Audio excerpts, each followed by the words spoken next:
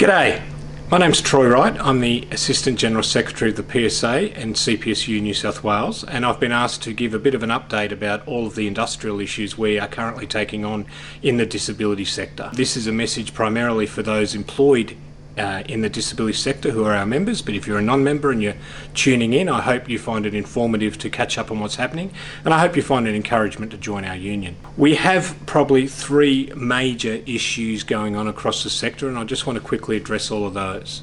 Number one is enterprise bargaining. We currently have enterprise bargaining occurring in two of the disability employers in the sector, two of the employers that have taken work from ADEC. The first of those is Australian Unity. Australian Unity, you may recall, took on the Home Care Service of New South Wales in 2016. It went to undertake enterprise bargaining last year. We successfully obtained what's called a scope order. Basically, Australian Unity had a large workforce of many thousands of people who were domestic care workers, and a small workforce which were our sort of administrative, managerial and professional staff, and sought to combine them all under one agreement. We went to the Commission, demanded or requested or sought a scope order, which meant that our people were carved out. Our people weren't overwhelmed in that larger agreement. And I was pleased to say that we were successful in that application earlier this year. So Australian Unity have come to us recently and said that enterprise bargaining in regard to our cohort of those employees will start early next year, and we're looking forward to that occurring very much. The second employer we have enterprise bargaining occurring with is the Benevolent Society. Benevolent Society, as you know, took on the clinical support team's role, which were across the state. A number of our professional staff employed as pathologists and speech pathologists and occupational therapists and case managers. They have been operating for approximately 2 years since the transfer occurred in August 2017. They have come to us now seeking to enterprise bargain, not just for our group, but for all of their workforce. The danger in this is, of course, the danger that existed with Australian Unity, that our group of members and the concerns and needs of our group of members may be overwhelmed by the larger workforce. So we'll examine the proposal very closely. Benevolent Society have a number of operations and a number of areas. So they provide traditional community family support work, childcare centres, aged care, home care. Their operations are very diverse, and we need to have a look at that as to whether that's going to best suit our members, and we'll get back to you on that. They're not looking to properly commence. We've had one very preliminary meeting, but they're looking to properly commence in February next year. The second issue that we have confronting us across the sector has been the unfair and incorrect conversion by many of the employers, not all, but many of the larger employers converted our casual and temporary members from the Community Living Award, the one that you went across on, the properly negotiated public sector award. They converted those members from that award to the much lower rates in the modern award as soon as the 6-month employment guarantee was expired. You would be aware that we have successfully, and it's been no easy feat, I have to say, but successfully argued and convinced a number of those employers that was incorrect. A number of those employers have now converted those people back with back pay, and I'm aware that Aruma still has to do that, and Aruma are in negotiations with us about how many people there are, who they are, and how much they'll be owed.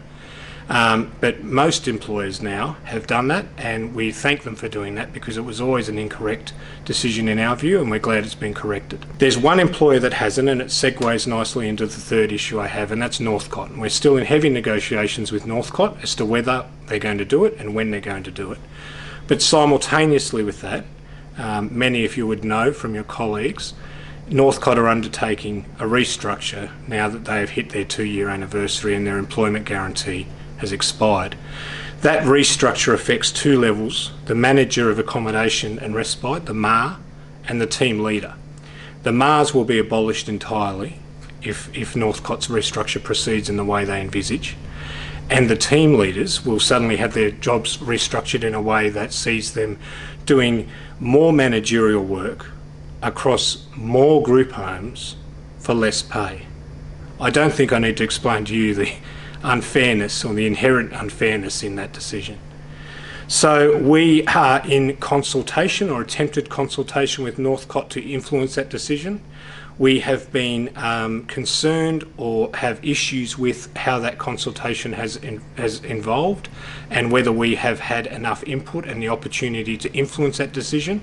And we are, I understand, have lodged either last week or are lodging this week an application to the Fair Work Commission to assist us with that consultation process. We are aware also that a number of other employers are looking at what is happening in Northcott and considering whether to implement a similar structure themselves upon the expiry of the 2-year guarantee. I can assure you that we are in very proactive negotiations with those employers, and whenever we have information, it will be fed straight back to you. It's important you know first and foremost. We have significant concerns that workplace health and safety is becoming an increasing issue for all of you in a number of ways. We are, as the first stage of this, have issued a survey to all members to try and detail and understand your WHS needs. That survey has been sent out in a link in a document, a link in a bulletin, which has been sent out in employer by employer fashion. So if you've received it, can you please take a few minutes and help us by doing that survey so we can better understand your job. If you haven't received it, keep your eyes open as it's coming out this week. But we can guarantee that everyone will have received that bulletin, which contains a link to the survey, and your input and advice and discussion of that issue will be greatly assist us moving forward. The second broader issue I wanted to discuss is a more serious one, and it's a more immediate one and an individual one. And we have had reports, or I've had reports from our industrial staff here, that there have been an increased number of disciplinaries, an increased number of show cause notices, an increased number of investigations for alleged misconduct or poor practice. We're not sure where this is coming from. We suspect it's becoming increasing pressure arising out of the Royal Commission. Some of these disciplinaries and investigations go to incidents that have occurred more than 12 months ago. What we need to do and what we need you to understand is if you are subject to any form of action, if you are subject to an investigation, if you are subject to a show cause notice, if you are subject to disciplinary proceedings, you need to let us know straight away and we will get you the support and the advice that you need. Our number for the Member Support Centre is coming up on the bottom of the screen now. Please keep that number handy, and if something happens, whether it's out of the blue or whether it's expected, let us know and allow us to get you representation. We're your union, that's our job, and we want to make sure all members are supported through what can be a very stressful process and get you the most fairest outcome that we possibly can. So as you can see, there's a lot going on in the sector, both for everyone and for individual employees of certain agencies. We are in it to our neck, which is a good thing, and we are fighting hard for you, and we intend to continue to. We believe the job you do is too important to let your conditions slide. We appreciate your support out there. If you're not a member and you've watched this, I hope it convinces you to consider joining our union, because together we're stronger and we can achieve better results for everyone. Thanks.